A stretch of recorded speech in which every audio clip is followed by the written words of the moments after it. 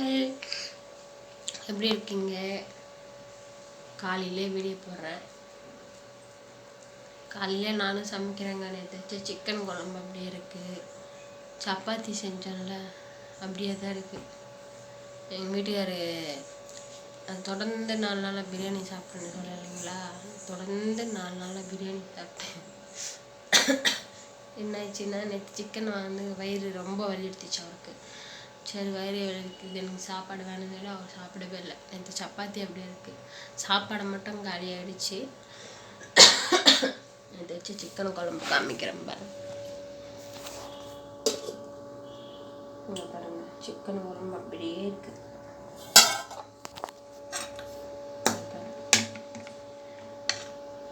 சிக்கனை மட்டும் இல்லை, குழம்பு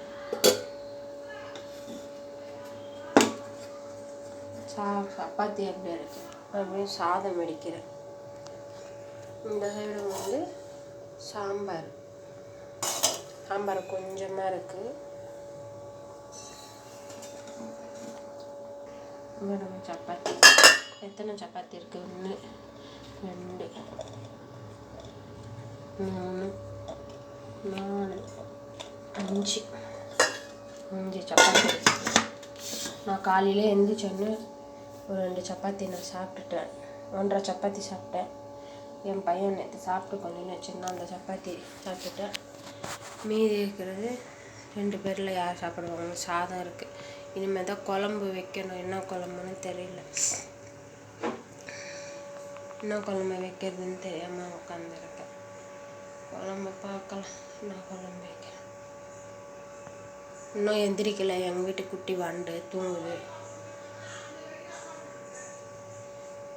அவன் சீக்கிரமாக லேட்டாக தூங்குறாங்க நைட்டில். அதான் காலையில் சீக்கிரமாக தான் எந்திரிக்க மாட்டான், லேட்டாக தான் எந்திரிப்பான். கொஞ்சம் நான் அந்த பழக்கத்தை கொண்டு வரணும். சீக்கிரமாக தூங்குறது, சீக்கிரமாக எந்திரிக்கிறது. ஏன்னா அடுத்த மாதத்தெல்லாம் ஸ்கூலுக்கு சேர்த்துட்டேன்னா தூக்கத்திலே இருக்கிற குழந்தை எழுப்புனா அழுவாங்கல்ல. அந்த மாதிரி அவன் பண்ணாலும் பண்ணுவான்.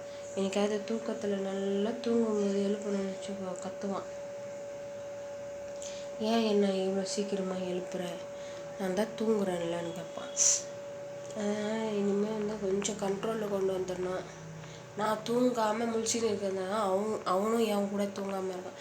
நான் வந்து லைட்டெல்லாம் ஆஃப் பண்ணிவிட்டு செல்லை பார்க்காம அவனை என் கை மேலே போட்டு படுக்க வச்சுக்கிட்டேன்னா அழகாக கை மேலே படுத்துட்டு அழகாக தூங்கிடுறான். நைட் அப்படி தான் பண்ணாமல் மிஷின் மாத்திரை போட்டேன். நான் மாத்திரை போட்டதுனால சரி நம்ம தூங்காமல் இருந்தோன்னா அவனும் தூங்க மாட்டான். ஆனால் எனக்கு தூக்கமே வரல. நான் ஜெபம் பண்ணாமல் எனக்கு தூக்கமே வராதுங்க. தூக்கமே வரலையா, சரி நம்ம தூங்கிடலான்னு சொல்லிட்டு சும்மா கண்ணை முடிக்கிட்டு தான் இருந்தேன். கண்ணை கூட முடியல. மொத்தம் லைட் ஆஃப் பண்ணதுனால இருட்டாக இருக்கும். அவனுக்கு அந்த வெளிச்சம் இருந்தால் அவனுக்கு தூக்கம் வராது. ஆனால் அந்த தூங்கவும் மாட்டான் வெளிச்சமாக இருந்துச்சுன்னா. அதான் 0 வாட்ஸ் போடுவாங்கள்ல நைட்டு லேம்ப்பு, அதுவும் போடுறதில்ல. சரி தூங்கட்டோன்னு சொல்லிவிட்டு ஆஃப் பண்ணிவிட்டு கொஞ்ச நேரம் 5 நிமிஷத்தில் படுத்து தூங்கிட்டான். இனிமேல் அந்த மாதிரி தான் கண்ட்ரோலுக்கு ஒரு 9 மணிக்கெல்லாம் தூங்க வைக்கிற மாதிரி கண்ட்ரோலுக்கு கொண்டு வந்தேன். ஏன்னா ஸ்கூலுக்கு போகிறதுக்கு ரொம்ப கஷ்டமாயிடும். இது 10 மணிக்கு எந்திரிக்கிறாங்க. நைட்டு 11 ஆகிடுது தூங்குறதுக்கு. 10 மணிக்கு எந்திரிக்கிறான். 10 மணிலேருந்து அவன் எப்போ எந்திரிச்சு ஸ்கூலுக்கு போகிறது, எப்போ நம்ம இது பண்ணுறது, அதெல்லாம் கொஞ்சம் கண்ட்ரோல் வர வைக்கணும்னு பார்க்குறேன். ஸ்கூலுக்கு போனால் என் பையன் ஸ்கூலில் சேர்க்கணும். என் வீடியோ எல்லோரும் பாருங்கள், உங்கள் ஆதரவு எங்களுக்கு கொடுங்க. நீங்கள் பார்த்தா தாங்க எங்களுக்கு அந்த இதெல்லாம் வரும். என்ன பண்ணுறதுன்னு தெரியல. பையனை ஸ்கூலில் சேர்க்கணும். நாங்கள் ஒரு கார் வாங்கணும், செகண்ட் ஹேண்டில் கார் வாங்கலான்னு இருந்தோம். அந்த காரும் வாங்க முடியல, கையில் காசு இல்லை. நீங்கள் கொஞ்சம் உதவி பண்ணுங்கள். எங்கள் வீடியோ பார்த்துட்டு வியூவர்ஸ் வந்து எங்களுக்கு உங்கள் ஆதரவு எங்களுக்கு வந்தால் தான் நாங்கள் கொஞ்சம் முன்னேறத்துக்கு. என்ன சொல்கிறதுன்னு தெரியல. சரியாக யாருமே வீடியோ பார்க்குறது இல்லை. வீடியோ கண்டிப்பாக எல்லோரும் பாருங்கள். லைக் கொடுக்கலன்னா கூட பரல, எனக்கு ஒரு வீடியோ பார்த்துட்டு உங்கள் ஆதரவு கொடுங்க. இதுதாங்க குட்டி வீடு. அதே மாதிரி நாங்கள் வீடு தேடுறோங்க. அந்த வீடு வந்து எங்களுக்கு கிடைக்கணும். இந்த வீடு காலி பண்ணணும்னு நினைக்கிறோம். ஏன்னா நான் வேறு வீட்டுக்கு போனோன்னே நான் எல்லா டீட்டெயிலும் நான் சொல்கிறேன். வீடு தேடுறோம். அந்த வீடு வந்து எங்களுக்கு கிடைக்கணும்னு சொல்லிட்டு நீங்கள் எல்லோரும் ப்ரேயர் பண்ணிக்கோங்க. இல்லை நிறைய இடத்துல வீடு தேடுறோம், அட்வான்ஸ் ரொம்ப அதிகமாக இருக்குதுன்னு சொல்கிறாங்க. சின்ன வீடாக இருக்குது, வாடகை ரொம்ப அதிகமாக இருக்குது சொல்கிறாங்க. ஆனால் எங்களுக்கு இப்போ இந்த வீட்டில் எவ்வளோ வாடகை கொடுக்குறோமோ அந்த மாதிரி ஒரு வீடு கிடைக்கணும்.